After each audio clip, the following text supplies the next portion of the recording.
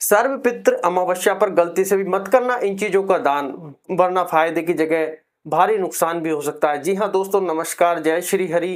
जी हाँ दोस्तों, दादा पित्र महाराज आपकी असीम कृपा का भंडार भरे। जी हाँ दोस्तों, और चैनल को सब्सक्राइब करके बेल आइकन आप दबा सकते हैं। प्रिय भक्तजनों, जैसा कि आप सभी को पता है कि इस समय पितृपक्ष यानी श्राद्ध पक्ष का कहीं की समय चल रहा है और ये 16 दिनों तक चलता है। सनातन धर्म में श्राद्ध पक्ष के इन 16 दिनों का बड़ा ही विशेष महत्व होता है। ऐसे में हर साल भाद्रपद माह की पूर्णिमा तिथि से लेकर आश्विन माह की अमावस्या तिथि तक पितृपक्ष यानी श्राद्ध पक्ष चलता है। वहीं इस साल 2025 में पितृपक्ष की शुरुआत 7 सितंबर 2025 से शुरू हुई थी। इसका समापन 21 सितंबर को सर्वपितृ अमावस्या का दिन होगा और सर्वपितृ अमावस्या का दिन पितृपक्ष का आखिरी और बहुत ही महत्वपूर्ण दिन होता है। इस प्रकार जल्दी ही पितृपक्ष का समापन होने वाला है। और मित्रों, पितृपक्ष का जो यह समय होता है यह वह पूर्वजों को समर्पित होता है और यह पर्व साल में सिर्फ एक बार आता है। और इस समय लोग अपने पूर्वजों की आत्मा की शांति के और मोक्ष प्रदान करने के लिए पितृपक्ष में श्राद्ध तर्पण करते हैं और ब्राह्मणों को भोज कराते हैं, जिससे पूर्वजों यानी पितरों की आत्मा को मुक्ति मिलने के साथ उन्हें मोक्ष की प्राप्ति हो सके। जी हाँ दोस्तों, ये काफी इंपॉर्टेंट है आपके कहें कि भाग्य के लिए भी। साथ ही श्राद्ध पक्ष का महत्व इसलिए भी बढ़ जाता है क्योंकि इस दौरान हमारे पूर्वज पितृलोक से धरती पर आते हैं और अपने वंशजों को सुख, शांति, समृद्धि और सुख संपत्ति का आशीर्वाद देते हैं। वहीं जो लोग पितृपक्ष में अपने पूर्वजों का श्राद्ध कर्म, पिंडदान, तर्पण करते हैं, उनको पितरों की असीम कृपा का आशीर्वाद प्राप्त होता है और पितृ खुश होते हैं, जिससे पितृ की कृपा से साधक की नहीं बल्कि पूरे घर परिवार की दिन दोगुनी रात चौगुनी तरक्की होती है। जी हाँ मित्रों, आपने सही सुना और हमारा शास्त्र भी कहता है कि जिस घर में पितरों का मान सम्मान होता है उनकी पूजा पाठ की जाती है। हालांकि पूजा पाठ नहीं होती, लेकिन मानसिक रूप से उनको हमेशा कहीं कि ग्रेटिट्यूड दिया जाता है, धन्यवाद दिया जाता है और समय पर श्राद्ध तर्पण किया जाता है। उस घर में कभी किसी चीज की कमी नहीं होती है।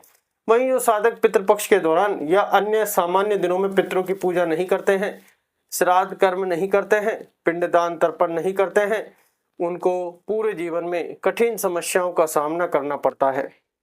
उनका जीवन दुखों से भर जाता है, हमेशा हर कार्य में असफलता मिलती है उनको और उनकी आने वाली पीढ़ी को भयंकर पितृदोष का सामना करना पड़ता है।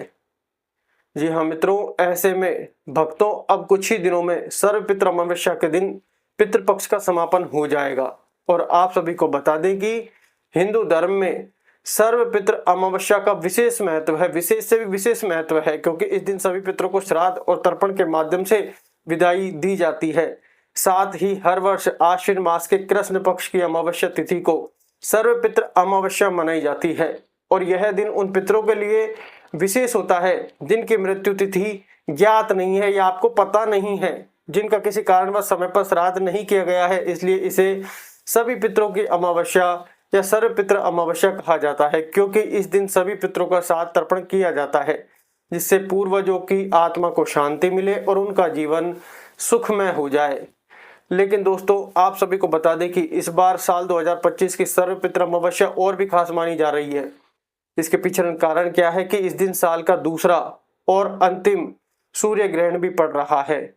जी हाँ दोस्तों, आपने बिल्कुल सही सुना है कि सर्वपितृ अमावस्या के दिन साल 2025 का आखिरी सूर्य ग्रहण लगने जा रहा है और ऐसा संयोग 100 साल बाद बना है, जब पितृपक्ष में चंद्रग्रहण 7 सितंबर जिस दिन पितृपक्ष की शुरुआत हुई थी और सूर्य ग्रहण 21 सितंबर यानी सर्वपितृ अमावस्या यानी पितृपक्ष का आखिरी दिन होगा। यह एक दुर्लभ घटना है। ऐसे में दोस्तों यह सवाल उठता है कि सर्वपितृ अमावस्या के दिन श्राद्ध किया जाएगा या नहीं किया जाएगा, श्राद्ध करना शुभ होगा या नहीं होगा, क्योंकि भाई जब तक आप पितरों का श्राद्ध कर्म, पिंडदान, तर्पण नहीं करेंगे तब तक आपके पूर्वजों को शांति नहीं मिलेगी, जिससे आपको आपके पूर्वजों का आशीर्वाद प्राप्त नहीं होगा और वह आपसे नाराज हो सकते हैं, जिससे आप जो भी काम करेंगे आपको उस कार्य में असफलता प्राप्त हो सकती है जब तक पितृ नाराज होंगे। तो आइए ऐसी सिचुएशन में क्या करना चाहिए उसको जानते हैं विस्तार से। इसके अलावा अपने अपने पूर्वजों को खुश करने के लिए, पितृदोष से मुक्ति पाने के लिए सर्वपितृ अमावस्या के शुभ अवसर पर बड़ी बड़ी पूजा पाठ करते हैं लोग। बड़े बड़े हवन भी करते हैं और न जाने कितने ही तरह के उपाय भी करते हैं, तरह तरह की चीज़ों का दान करते हैं। लेकिन दोस्तों शास्त्रों में कुछ ऐसी चीज़ों का वर्णन किया गया है जिन दिनों का दान सर्वपित्र अमावस्या के दिन भूल कर भी नहीं करना चाहिए, इनसे बचना चाहिए, क्योंकि लोग अपने पूर्वजों को खुश करने के लिए, पितृदोष से मुक्ति पाने के लिए किसी भी चीज का दान कर देते हैं। वह यह नहीं देखते कि यह चीज दान करने से हमें लाभ होगा या हानि। तो ऐसे में मित्रों, आज की यह वीडियो बेहद खास होने वाली है। आज आपको बताएंगे सर्वपित्र अमावस्या के दिन किन चीजों का दान नहीं करना चाहिए, जिससे आपको पता लग जाएगा कि किस चीज का दान नहीं करना चाहिए। नहीं तो आप अगर गलत चीजों का दान करेंगे तो आपको इसका लाभ नहीं देखने को मिलेगा, जिससे आपके पितरों को शांति या फिर वो प्रतिष्ठा नहीं मिले, आपको जीवन में अशुभ परिणाम देखने को मिल सकते हैं। आपका सुख सौभाग्य दुर्भाग्य में बदल सकता है।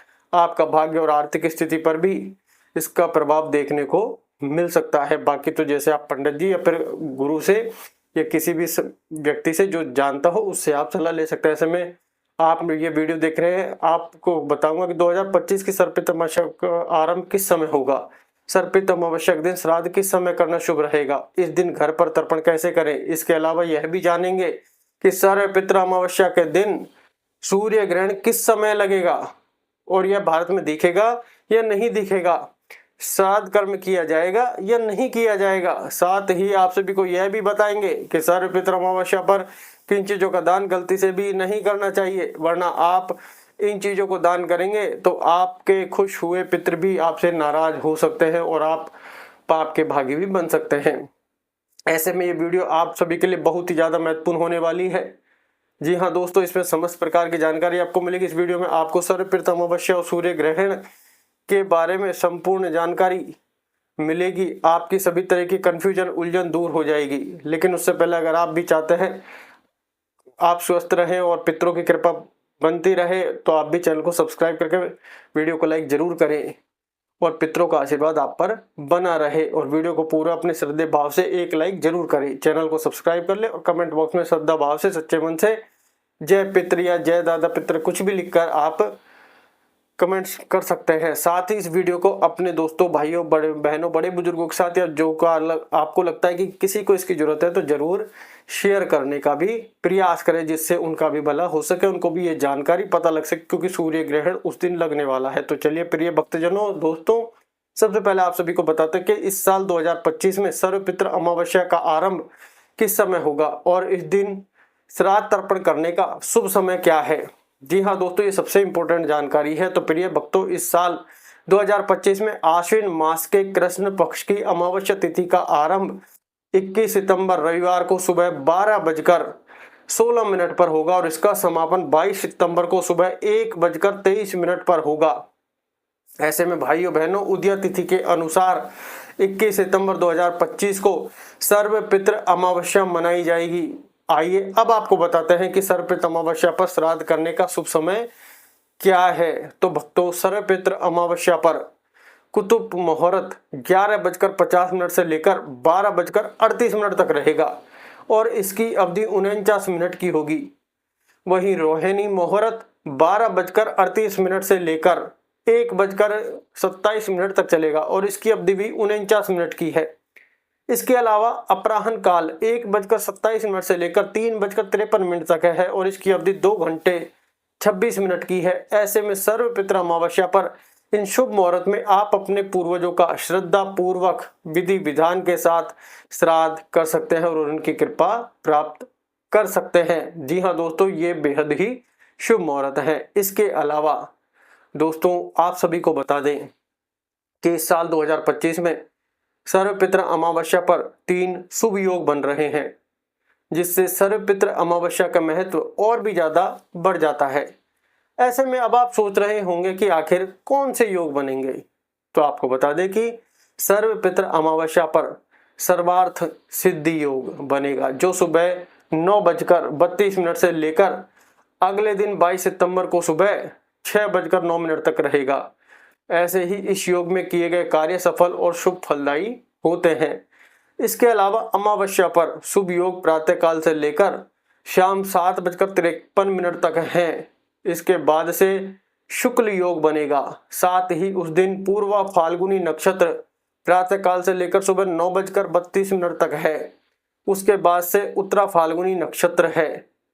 चलिए अब आपको बताते हैं कि सर्वपित्र अमावस्या पर लगने वाला सूर्य ग्रहण कब शुरू होगा, कहां कहां दिखेगा, भारत में दिखाई देगा या नहीं देगा, श्राद्ध करें या ना करें। जी हाँ दोस्तों, प्रिय भक्तजनों, भारतीय समय अनुसार सूर्य ग्रहण 21 सितंबर की रात 10:59 से शुरू होकर देर रात 3:23 तक रहेगा। ऐसे में आपको बता दें कि 21 सितंबर को दिखने वाला ग्रहण भारत में दिखाई नहीं देगा। जी हाँ दोस्तों, क्योंकि रात्रि में आ रहा है। जी हाँ भक्तों, यह सूर्य ग्रहण भारत में नहीं दिखेगा, इसलिए इसका सूतक काल भी भारत में लागू नहीं होगा। इसके परिणाम स्वरूप सर्वपित्र अमावस्या के शुभ अवसर पर श्राद्ध व तर्पण आदि धार्मिक कर्म बिना किसी रोक टोक के किए जा सकेंगे। जी हाँ दोस्तों, सूर्य ग्रहण की आपको कोई भी परेशानी लेने की आवश्यकता नहीं है। ऐसे में आप 21 सितंबर की दोपहर को पितरों का विधिवत श्राद्ध कर सकेंगे। साथ ही सूतक काल न लगने की वजह से इन दिनों न तो मंदिरों के कपाट बंद रहेंगे और न ही पूजा पाठ या अन्य धार्मिक कार्य बाधित होंगे। सब चीजें ओपनली चलेगी। अब मित्रों, सवाल उठता है कि आखिर यह सूर्य ग्रहण कहां दिखाई देगा।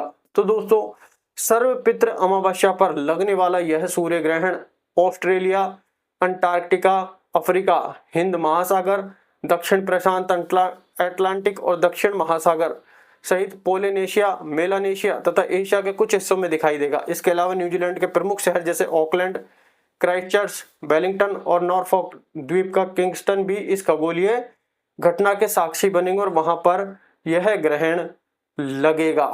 जी हाँ, आइए भक्तों, अब आप सभी को बताते हैं कि सर्वपित्र अमावस्या पर घर पर तर्पण कैसे करें, क्योंकि सर्वपित्र अमावस्या पर तर्पण करना बेहद ही महत्वपूर्ण होता है। तो इसके लिए सर्वपित्र अमावस्या पर प्रातः जल्दी उठकर स्नान कर लें और पूरे दिन के लिए संकल्प लें। साफ स्वच्छ वस्त्र धारण करें। फिर सूर्य देव को अर्घ्य देकर देवी देवताओं की श्रद्धा पूर्वक विधि विधान के साथ पूजा करें। इसके बाद दोपहर करीब 12 बजे दक्षिण दिशा की ओर मुख करके घुटनों को जमीन पर टिकाकर बैठें। फिर तांबे के लोटे में जौ, तिल, चावल, गाय का कच्चा दूध, सफेद फूल, गंगा जल और पानी मिलाकर रखें। साथ ही कुसा में हाथ में लेकर अंगूठे के माध्यम से जल अर्पित करें। वहीं इसे करीब 11 बार करें और पितरों का सच्चे मन से ध्यान करें। इसके बाद गाय के गोबर से बने कंडे पर गुड़, घी, खीर पूरी आदि अर्पित कर भोग लगाएं। साथ ही जल लेकर अंगूठे से पितरों को अर्पित करें और इसके अलावा भोजन का अंश गाय, कुत्ते, कौआ, चींटी और देवताओं के लिए अलग अलग निकालें। फिर अंत में दान और दक्षिणा दें तथा जरूरतमंदों को भोजन कराएं। लेकिन आपको शुद्धता का विशेष रूप से ध्यान रखना है, नहीं तो इसका परिणाम अशुभ होगा। जी हाँ दोस्तों, ये बेहद सावधानी रखें साफ सुथरे की। तो प्रिय भक्तजनों, उम्मीद करते हैं कि अब तक आपको जो बताया है वह आपको समझ में आ गया होगा। जी हाँ दोस्तों, तो आप इन चीज़ों को विशेष सावधानी रखें और कमेंट सेक्शन में जय पितृदेव जरूर लिखें। धन्यवाद।